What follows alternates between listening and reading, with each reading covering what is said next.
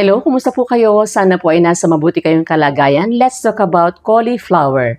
Ang cauliflower po ay mayaman sa antioxidants tulad ng vitamin C, beta-carotene at flavonoids na nakatutulong magpalakas ng ating immune system at lumaban sa mga free radicals na nagdudulot ng pamamaga at oxidative stress.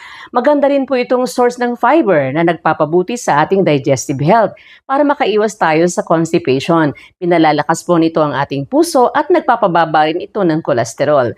Meron pong anti-inflammatory property ang cauliflower na makakatulong sa atin para makaiwas naman tayo sa mga chronic diseases kagaya ng arthritis.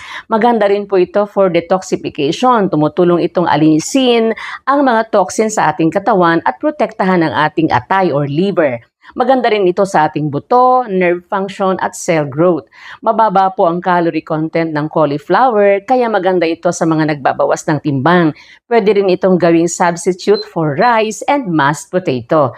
Ang cauliflower po ay merong prebiotics na nagpapalago ng good bacteria sa ating katawan para mapabuti ang ating gut health. Kaya kumain tayo ng cauliflower. Sana po ay may natutuhan kayo. Don't forget to comment, like, follow, and share. Maraming salamat po.